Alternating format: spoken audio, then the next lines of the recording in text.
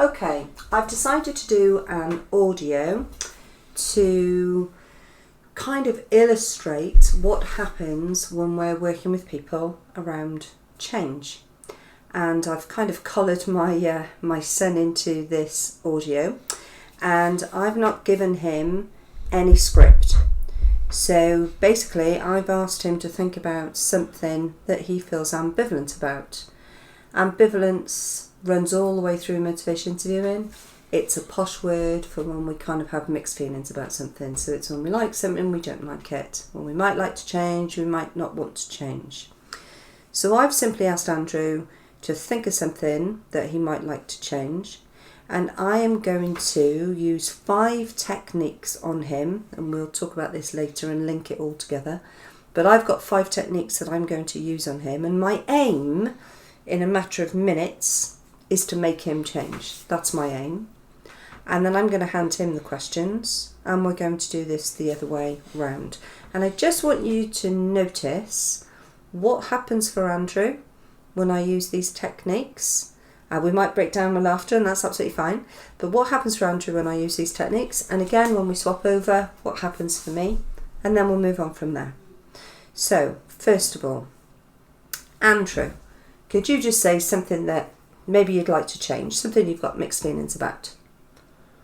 Probably my sleeping pattern. Your sleeping pattern? Yeah. Okay. So, you really do need to change that.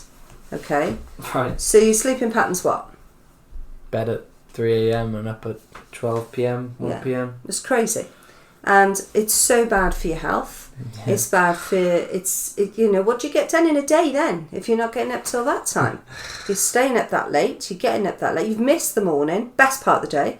You missed the bird song, cup of tea in the garden, the day's half gone by the time you get up. Yeah. Yeah. So, I think it's really important you do something about that. Yeah, probably. I think. So this is what I think you should do. Starting tonight, I think you should go to bed at, maybe bring it to midnight. And then tomorrow, maybe 11. And the next night, maybe 10 o'clock. And so you've brought it right back. Start getting up, 7, 8 o'clock in the morning. See the morning. Yeah, that's a quick change. Yeah, and just get on and do it. Just start doing it tonight. Why not? What's stopping you? Just get on with it. Okay. Okay, lovely. So that's one way round with Andrew. Now we're going to do this the other way round. So I want you to you've noticed how Andrew was reacting to those 5 things. So I'm now giving him those 5 things. So if you just want to have a little look through these things, you're going to do exactly the same thing back to me. So I'm going to think of something that I can share. And now I just want you to hear my reaction when Andrew uses these 5 techniques. So, Andrew, I would like to. I'd like to get a bit fitter. I'm not doing much exercise now in this lockdown time, and and that's continuing. Even though all the way through we've been able to go out for a walk or a run, or I've got dance classes on DVD and everything, but just not getting round to it. Yeah, you really do need to start changing what you're doing. I don't know that I really need to start it. It's something I've been thinking about and need. Changing the healthiness and fitness that you do is going to massively impact your health. Well, you say that, but I've read some reports that say actually it can be quite bad for you. I've just turned 51, and exercise can put pressure on your joints. I've heard about this kind of hip bursitis and aching knees. I don't want all that. I don't think fitness is ever bad for you, and I think it's really important that you start. Well, I think that's moving towards changing. Well, I think that's your opinion. Well, you could easily start doing your couch to 5k tomorrow and get out, start jogging, start running, start walking more. There's nothing easy about couch to 5k. The only easy thing in couch to 5k is couch. I can do that bit, but 5k, I see people running all the time. I think it's just not for me. I'll just go for a run a day. But all that pressure on your knees and everything, I do press-ups then. Do sit-ups. Do weights. Go for walks. I don't mind going for a walk. But I don't like going when it's hot, and I don't like going when it's raining. Well, you need to get on and do it. Well, all right. Yeah, thanks very much. Okay, so that's an example of trying to get somebody to change. The techniques we've been using are tell them how much they need to, give them reasons for changing, tell them how important it is, tell them that they kind of how they do it, and tell them to get on with it. Now, when you think about the work that you do with service users, or if as a manager, the work that you do with staff, sometimes we do tell people how important it is that they change. Sometimes we give them reasons, sometimes we give them action plans, sometimes we do tell people how much they need to change. I don't think we'd have done it in the same tone that Andrew and I just used, and maybe not quite so finger pointing or argumentative, but sometimes we do use these. And you could hear the responses that Andrew and I gave. Andrew withdrew, he kind of was laughing a little bit. We didn't hear any kind of commitment to change at all. If anything, he just went very withdrawn. And kind of that kind of false compliance, yeah, okay. The other way round, I felt really defensive, argumentative. When I've run this exercise with people in training, they've said that they can feel quite inferior, quite put down.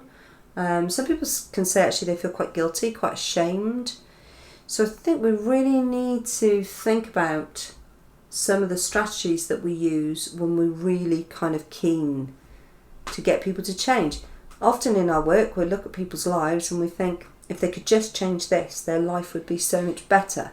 So it's born out of good intention. But sometimes we can get very persuasive.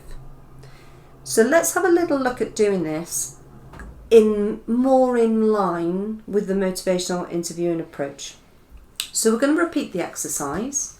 This is all very new to Andrew. He's looking at me as though to say, how long will this go on for? So it's not too long, Andrew.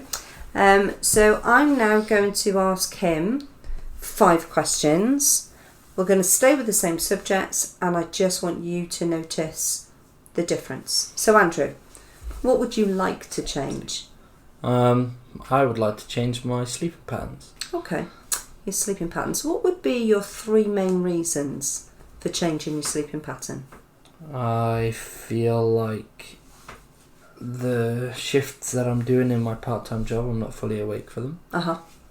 I would say when I start my PGCE, I'm going to need to be up early to go into university every morning at 9-10 a.m. when I'm getting up at 12 at the moment. Yeah. And I don't know really for a 3rd reason. Okay. I'm not totally sure. So maybe 2 reasons? Yeah. So it would be that you're kind of more alert for your part-time work at the moment, yeah. And you're aware as you get closer to doing the PGCE, you're going to need to be able to get up in the morning. Yeah. Okay. So how important is it to you to change your sleep pattern? At the moment, not at all. Mm-hmm. Yeah, so it's not important? Because, well, there's no need to wake up at any time. Sure. At the moment.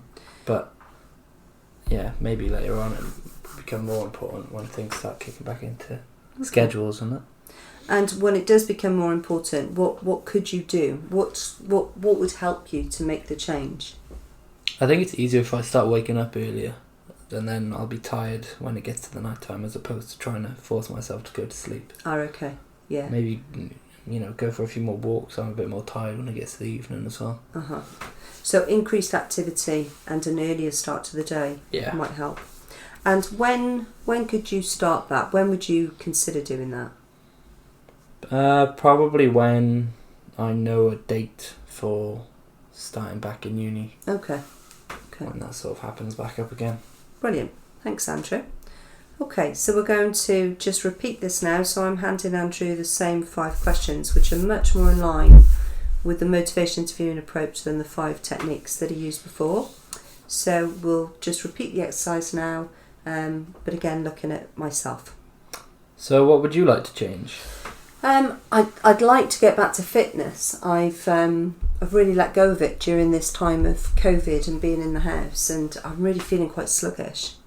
And what are the 3 main reasons you have for wanting that change? Well, as I say, I'm sluggish. I haven't got the energy that I did have. I think lots of people have lacked a bit of energy during this terrible time. So I'd really like to re-energise. I like the feeling I have after exercise. I often don't like the feeling during, but I like the feeling afterwards. That I think it's endorphins. I like that rush, and I've gained a bit of weight, so I'd like to kind of the two things go hand in hand for me. So just move a bit more. Yeah, is it important for you to try and change? Yeah, it is. Yeah, it's how important?